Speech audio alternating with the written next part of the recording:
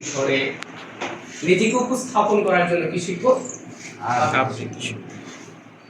দ্বিতীয়ত হচ্ছে আমরা আমাদের ভাষা কি, আমাদের মাতৃভাষা কি, যেহেতু আমরা আমাদের মাতৃভাষা বাংলা, নিজের ভাষাটাকে শুদ্ধ রূপে সুন্দরভাবে উপস্থাপন করার জন্য আবৃত্তি শিখব।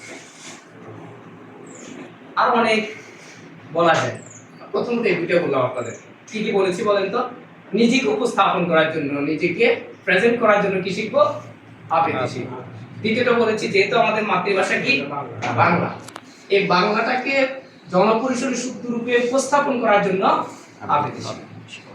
এখন দেখবেন একটা ছেলে একেবারে শিশু থেকে শুরু করে মাস্টার্স পর্যন্ত বাংলা ভাষায় কিন্তু পড়াশোনা করছে। সেই লোক মাস্টার্স শেষ করার পরেও যখন কোথাও তাকে কিছু কথা বলতে দেওয়া হয়, সে শুদ্ধ বাংলায় কথা বলতে পারে, আছে না? বাংলা ভাষায় পড়ছে, তাই না? আমাদের যে বইগুলো, আমাদের যে বাংলা বইগুলো, আমাদের যে সমাজ বইগুলো, আমাদের যে বাংলাদেশ বিশ্ব পরিচয়, কোনোটা কি ইংরেজিতে লেখা, কোনোটা কি আঞ্চলিক ভাষায় লেখা, আঞ্চলিক ভাষায় লেখা। তাহলে আমরা পারি না কেন শুদ্ধভাবে? শুদ্ধভাবে না পারার কারণ হচ্ছে আমরা শুদ্ধতার চর্চা করি না। কি করি না? শুদ্ধতা।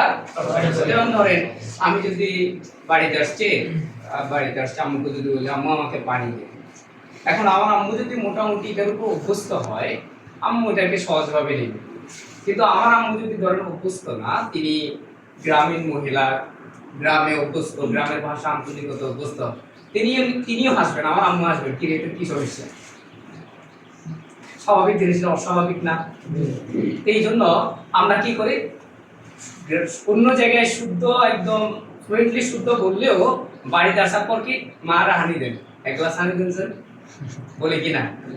এটা কি মানে খারাপ বিষয় না ভালো বিষয় বলেন তো? এটা ভালো বিষয়।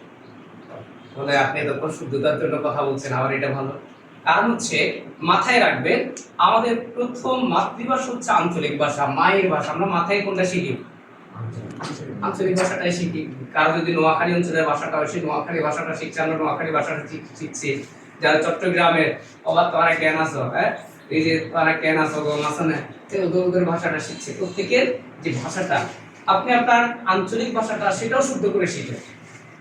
কি বলেছি? আপনি আপনার যে আঞ্চলিক ভাষাটা সেটার একটা শুদ্ধ রূপ আছে, আপনি সেটাও শিখবেন। পাশাপাশি এই যে আবৃত্তি শেখা বা বাংলা ভাষাটাকে শুদ্ধ রূপে শেখা, এটার কারণ হচ্ছে আপনি যখন আপনার জনপরিসর থেকে বাহিরে যাবেন, আপনি যখন আপনার অঞ্চল থেকে বাহিরে যাবেন, সেখানে তো আপনার আঞ্চলিক ভাষায় কেউ কথা বলবে না।